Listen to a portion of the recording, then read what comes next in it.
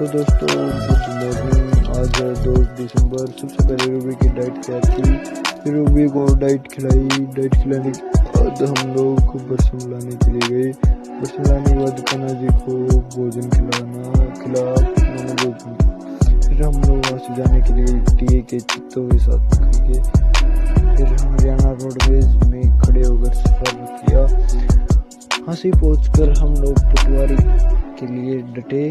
पटवारी के पास पहुंचकर 1-2 साइन कराए। पटवारी ने साइन लीजिए तो हम लोगों ने हंसी में जाकर जलेबियों का आनंद उठाया।